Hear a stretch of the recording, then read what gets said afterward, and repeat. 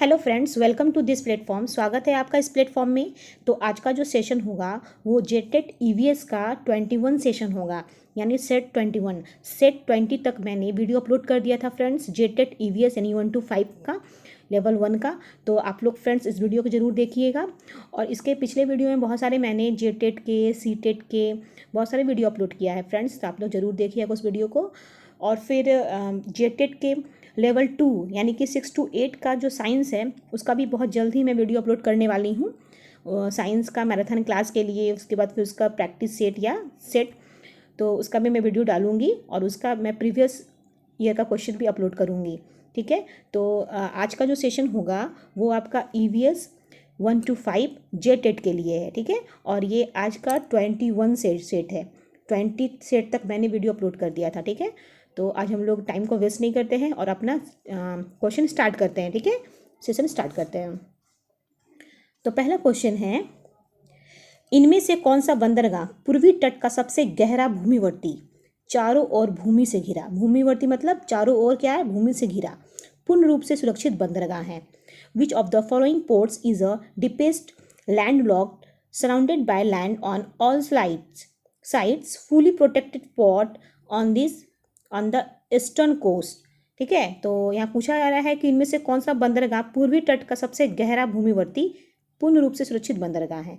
चेन्नई है कि तूतीकोरिन है कि पारादीप है कि विशाखापत्तनम है? तो इसका राइट आंसर होगा ऑप्शन नंबर डी, विशाखापत्तनम। देखिए कैसे, विशाखापत्तनम बंदरगाह भारत के पूर्वी तट का सबसे गहरा भूमिवर्ती बंदरगाह है। यानी कि हम कह सकते हैं कि ये भारत का क्या है, भारत का पूर्वी तट यानी पूर्वी तट का सबसे गहरा क्या है, भूमिवर्ती क्या है, बंदरगाह है। ठीक है, बंदरगाह है। यह भारत के आंध्र प्रदेश राज्य में स्थित है। और ये कहाँ पे स्थित है भारत का, आंध्र प्रदेश, याद रखना है, आंध्र प्रदेश में ये स्थित है। ठीक है, और माल के निर्यात की दृष्टि से यह भारत का दूसरा सबसे बड़ा बंदरगाह है। ये भारत का दूसरा सबसे बड़ा बंदरगाह है। देखिए किसकी दृष्टि से, माल के निर्यात की दृष्टि से ये भारत का सबसे दूसरा बड़ा बंदरगाह है, विशाखापत्तनम। अगला प्रश्न है, इनमें से कौन सा गैस ग्रीन हाउस गैस प्रभाव के लिए सबसे ज़्यादा उत्तरदायी है? Which of the following gases is most responsible for the greenhouse gas effect? Oxygen, carbon dioxide, nitrogen या हाइड्रोजन? इसका राइट आंसर है option number B, carbon dioxide. Carbon dioxide जो होता है ना, greenhouse gas carbon dioxide यानी कि CO2 क्या होता है, हरित गृह प्रभाव के लिए सबसे ज़्यादा उत्तरदायी है, क्योंकि CO2 गैस के कण बहुत ज़्यादा समय तक वायुमंडल में क्या होते हैं, बने रहते हैं। और इस गैस का उत्सर्जन वाहनों से, ठीक है, कहाँ से, वाहनों से होता है। उसके बाद घरेलू ईंधन, ठीक है, ईंधन तथा औद्योगिक संस्थान, ठीक है, औद्योगिक संस्थान से ये निकलते हैं CO2 गैस। ठीक है, इसलिए ऑप्शन नंबर बी जो बिल्कुल राइट आंसर है। अगला प्रश्न है, इनमें से कौन सा जल प्रदूषण का स्रोत नहीं है? Which of the following is not a source of water pollution? औद्योगिक अपशिष्ट यानी कचरा, रेडियोधर्मी कचरा, कृषि जनित कचरा, खनन अवशेष? इसका राइट आंसर जो होगा वो ऑप्शन नंबर आपका डी होगा, खनन अवशेष यानी माइनिंग रिसाइड्यू। यानी देखिए वाटर पॉल्यूशन जो होता है ना, के स्रोत है, वाटर क्या है, जल प्रदूषण के स्रोत होते हैं शहरों और कस्बों से या मकान से निकलने वाला मलमूत्र, ठीक है, कूड़ा करकट आदि नदियों, तालाबों, झीलों से गिरा दिया जाता है। और फसलों पर छिड़के गए कीटनाशक पदार्थ जैसे कि DDT आदि। खनन अवशिष्ट जल प्रदूषण का स्रोत नहीं है, जबकि अन्य जल प्रदूषण के लिए मुख्य रूप से उत्तरदायी हैं। यानी कि ये जो खनन अवशेष है ये पूछ रहा है कि वाटर पॉल्यूशन का सोर्स नहीं है, तो वाटर पॉल्यूशन का सोर्स ये नहीं है। लेकिन बाकी औद्योगिक अवशिष्ट, रेडियोधर्मी कचरा, कृषि जनित कचरा, ये सब क्या है, ये सब वाटर पॉल्यूशन है। ठीक है, इससे क्या होता है, ये सोर्स है वाटर पॉल्यूशन का, लेकिन खनन अवशेष वाटर पॉल्यूशन का सोर्स नहीं है। अगला प्रश्न है, भारत में बाढ़ संबंधी चेतावनी जारी करता है, flooding warning in India is issued by? केंद्रीय जल आयोग, सिंचाई एवं बाढ़ नियंत्रण विभाग, जल संसाधन विभाग या उपयुक्त सभी? तो इसका राइट आंसर होगा ऑप्शन नंबर बी, सिंचाई एवं बाढ़ नियंत्रण विभाग। यानी कि भारत में बाढ़ संबंधी चेतावनी जारी यानी जो इशू करते हैं वो कौन करता है, वो irrigation and flood control department करता है। ठीक है, अगला प्रश्न है, ग्राम पंचायतों का कार्य क्या है? The function of gram panchayat are जल संसाधनों का रखरखाव है, कि स्कूलों का निर्माण है, कि बीपीएल लाभार्थी की सूची तैयार करना है, ये उपयुक्त सभी।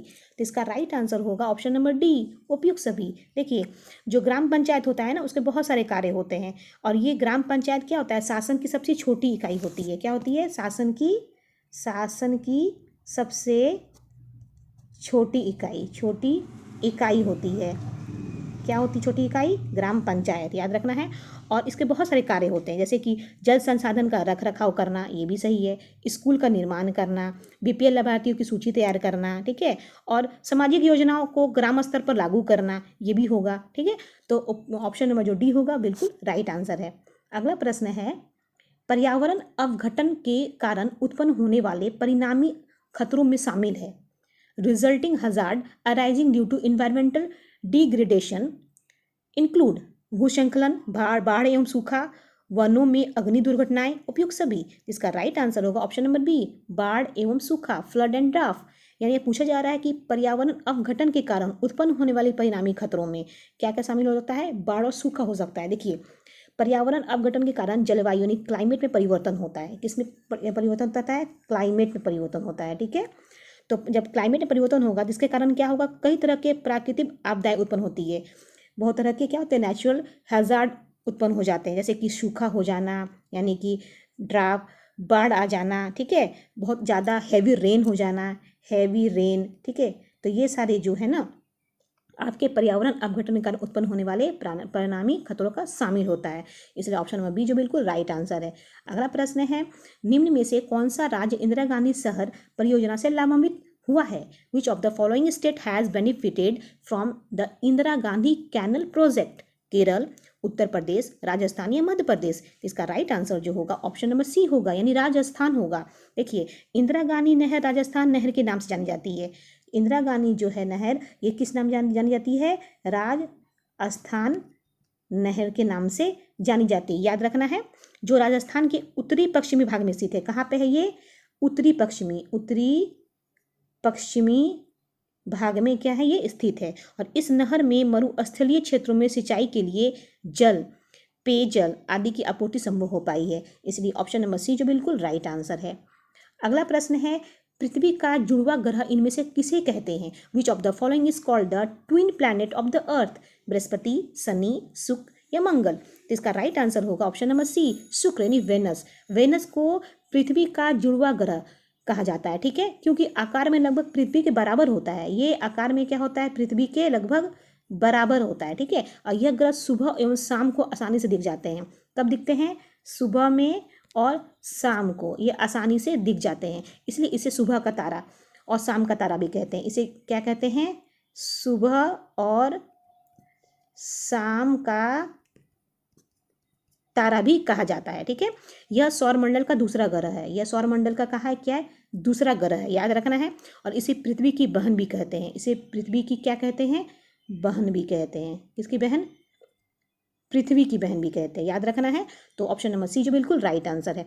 अगला प्रश्न है, इनमें से विश्व का सबसे ऊंचा पठार कौन सा है? Which of the following is the highest plateau in the world? Deccan का पठार, मालवा का पठार, छोटा नागपुर का पठार, तिब्बत का पठार? इसका राइट आंसर हो ऑप्शन नंबर डी, तिब्बत का पठार। देखिए, तिब्बत का पठार विश्व का सबसे ऊंचा पठार है, ठीक है। विश्व का सबसे ऊंचा पठार होता है तिब्बत का पठार, याद रखना है। और इसकी ऊंचाई जो होती है ना, ये 4500 मीटर होती है, ठीक है। और तिब्बत का पठार मध्य एशिया में स्थित एक ऊंचाई वाला पठार है, और यह दक्षिण में हिमालय पर्वत श्रृंखला से लेकर उत्तर में टकला-मकान मरुस्थल तक विस्तृत है। इसलिए याद रखना, सबसे ऊंचा पठार विश्व का तिब्बत का पठार है।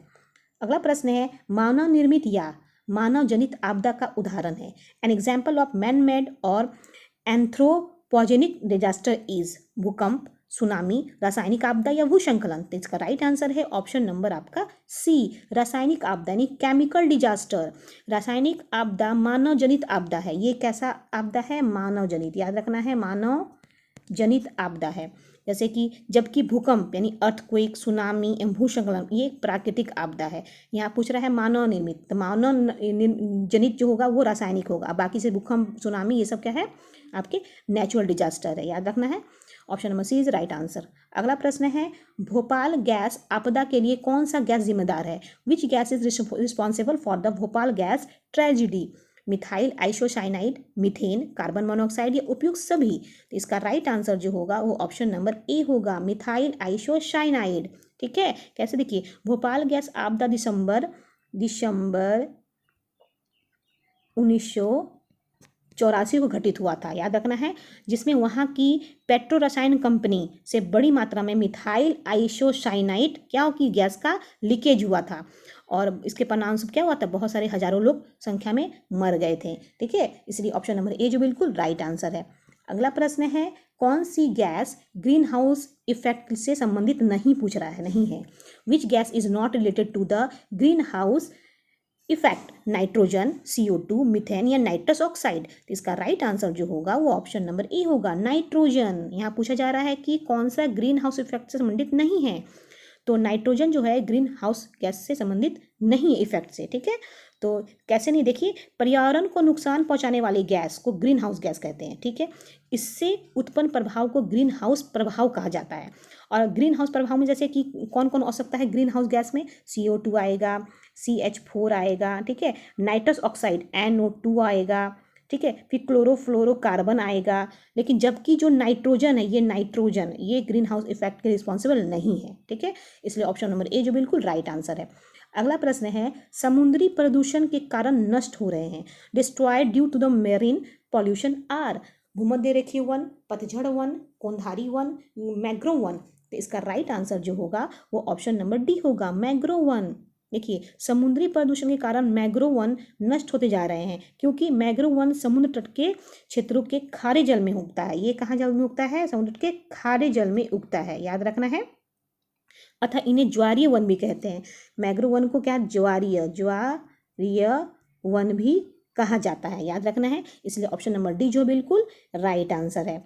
अगला प्रश्न है जल प्रदूषण अथवा जल जनित रोगों का एक उदाहरण निम्न में से कौन सा है? Which of the following is an example of water pollution और water borne disease? Diphtheria, tonsillitis, अतिसार या खसरा? इसका राइट आंसर जो होगा ऑप्शन नंबर सी होगा, अतिसार, डायरिया।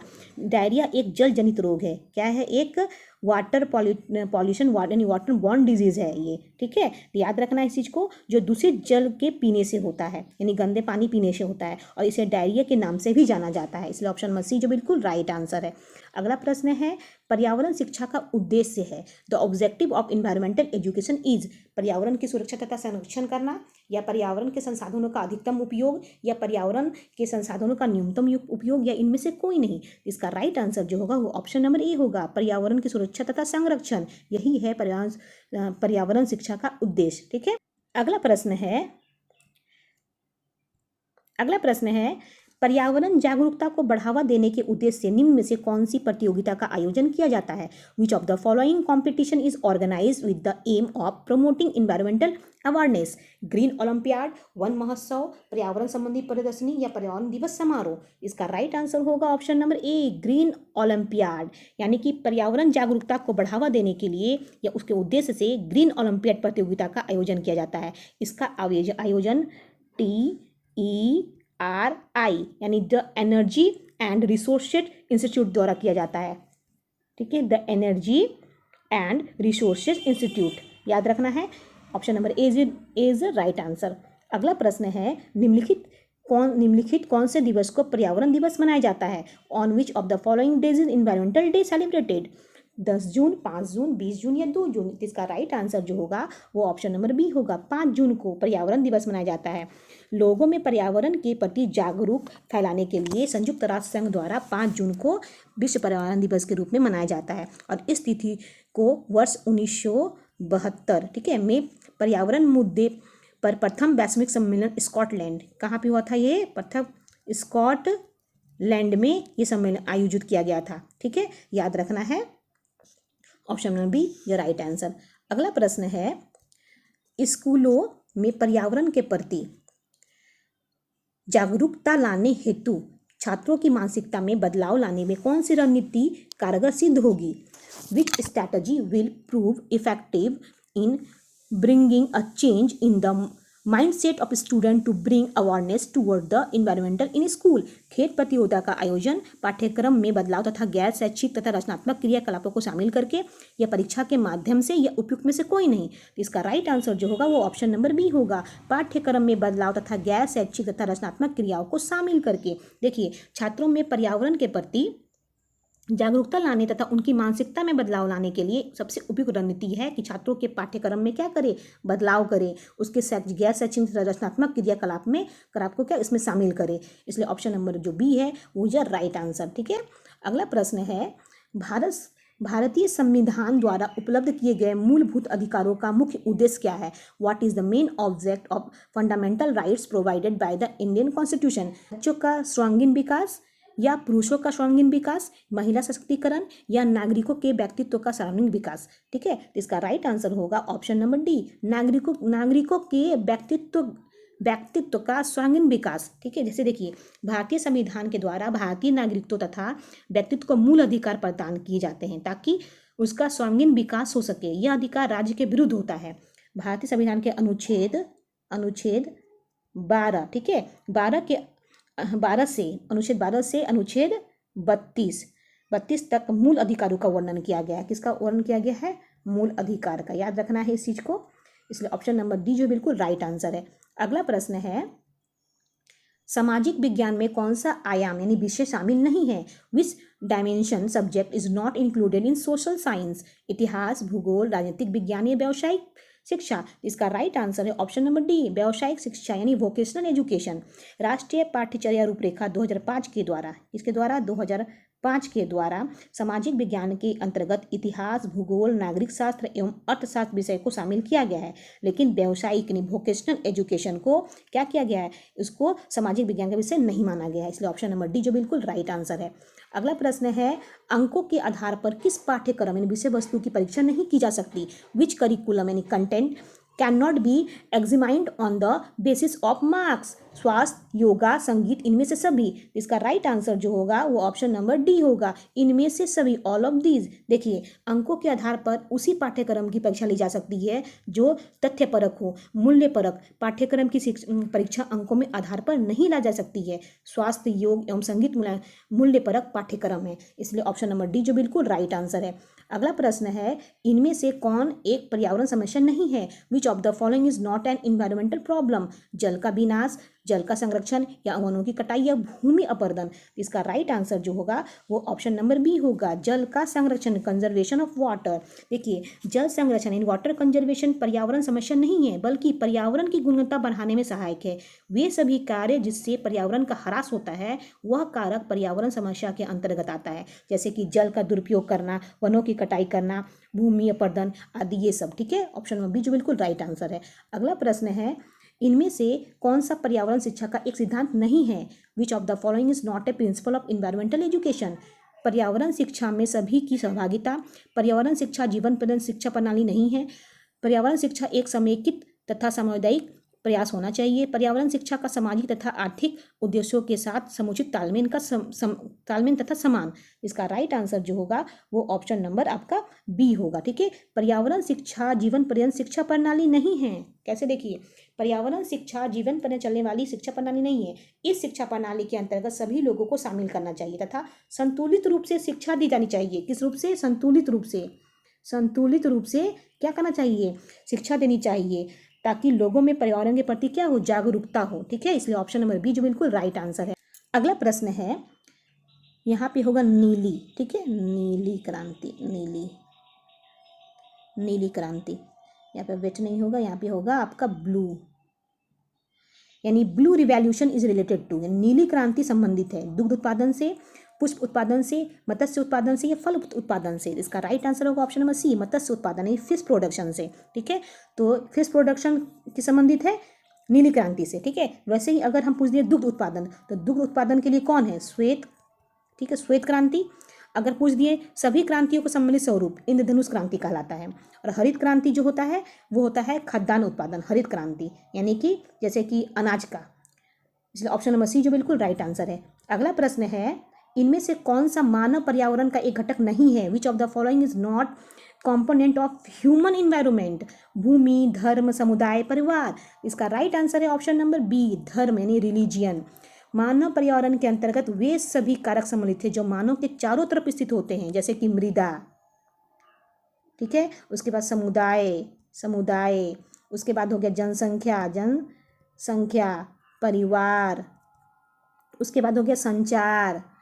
तो ये सारे जो है ना, ये है मानव यानी धर्म मानव पर्यावरण का घटक नहीं है। धर्म जो होता है ये मानव पर्यावरण का क्या घटक नहीं है। लेकिन अगर हम मृदा की बात करेंगे, समुदाय की बात करेंगे, जनसंख्या की बात करेंगे, परिवार की बात करेंगे, संचार की बात करेंगे, तो ये क्या होगा, ये मानव पर्यावरण का घटक होगा, ठीक है। लेकिन यहाँ जो नहीं है पूछ रहा है तो धर्म नहीं है। अगला प्रश्न है, पिघले हुए मैग्मा से निर्मित चट्टान है। The rock form from molten magma is आग्नेय, अवसादी, रूपांतरित, इनमें से कोई नहीं। इसका राइट आंसर है ऑप्शन नंबर ए, आग्नेय, ठीक है। आग्नेय जो है वो पिघले हुए मैग्मा से निर्मित चट्टान होती है, ठीक है। अगर हम पूछ देंगे कि मैग्मा क्या है, तो मैग्मा जो होता है ना, वो ज्वालामुखी से निकलने वाला जो लावा होता है उसी को हम लोग क्या कहते हैं, इसी को हम लोग मैग्मा कहते हैं, यानी ज्वालामुखी से निकलने वाले लावा को ही क्या कहते हैं हम लोग, मैग्मा कहते हैं, ठीक है। जब मैग्मा बाहर आता है तो ठंडा होने के पश्चात आग्नेय सेल का निर्माण करता है, ठीक है। इन्हीं सेलों से क्या होता है, ताप, ठीक है, दाब, उसके बाद अपर्दन की क्रिया द्वारा रूपांतरित एवं अवसादी सेलों का निर्माण होता है। इसलिए ऑप्शन नंबर ए जो बिल्कुल राइट आंसर है। अगला प्रश्न है, इनमें से कौन सी गैस हमें सूरज की घातक किरणों परावैंगिक किरणों से रक्षा करती है? Which of the following gases protects us from harmful rays of the sun? Ultraviolet ray, carbon dioxide, nitrogen, ozone या ऑक्सीजन। तो इसका राइट आंसर जो होगा option number C, ozone. Ozone जो होता है ना, ये जो होता है, ये गैस हमें सूरज की घातक किरण परावैंगिक किरण से हमें क्या बात हमें बचाती है, ठीक है। जैसे कि ऑक्सीजन के 3 अणुओं से मिलकर, यानी ऑक्सीजन का 3 अणु से मिलकर क्या बनता है, ओजोन बनता है। ये ओजोन का फॉर्मूला है, ठीक है। ओजोन गैस का एक स्तर समताप मंडल में पाया जाता है। ओजोन स्तर सूर्य से आने वाली हानिकारक परावैंगिक किरणों को पृथ्वी पर आने से रोकता है, और वर्तमान में ओजोन परत के कमजोर हो जाने से परावैंगिक किरणें सीधे पृथ्वी पर आ रही हैं, जो कई बीमारियों का कारण है। तो ओजोन परत को सबसे ज़्यादा नुकसान कौन करता है, क्लोरीन गैस से होता है, जिसके अणु ओजोन के 1 लाख अणुओं को हानि पहुंचाता है। इसलिए ऑप्शन नंबर सी जो है बिल्कुल राइट आंसर है। अगला प्रश्न है, जब जलवाष्प वायुमंडल में अवक्षेपित संघनित होकर द्रव्य के रूप में पृथ्वी पर गिरती है तो उसे कहते हैं, when water vapour precipitates condenses in the atmosphere and falls on the earth in the form of liquid, it is called बादल, वर्षा, बर्फ, जलवाष्प। इसका राइट आंसर होगा ऑप्शन नंबर बी, वर्षा होगी, ठीक है। जल चक्र के अनुसार पृथ्वी के जलीय क्षेत्रों से जलवाष्प के रूप में ऊपर उठती है तथा निम्न ताप के कारण पूर्ण संघनित हो जाती है और वर्षा के रूप में पृथ्वी पर आ जाती है। इसलिए ऑप्शन नंबर बी जो बिल्कुल राइट आंसर है। अगला प्रश्न है, कटीली झाड़ियाँ पाई जाती है। Thorny bushes are found in गर्म तथा आर्द्र विषुवतीय जलवायु में, गर्म तथा शुष्क मरुस्थलीय जलवायु में, या शीतल ध्रुवीय जलवायु में, उपयुक्त में से कोई नहीं। इसका right answer option number B, गर्म तथा शुष्क मरुस्थलीय जलवायु में। अगला प्रश्न है, स्वर्णिम रेशा निम्न से इनमें से किसे कहा जाता है? Which of the following is called golden fibre? चाय, कपास, जूट या रबड़? इसका right answer option number B, कपास। कपास को स्वर्णिम रेखा के नाम से जाना जाता है, ठीक है फ्रेंड्स। तो आज का सेशन ये समाप्त होता है फ्रेंड्स। तो आज के लिए इतना ही। Take care and bye.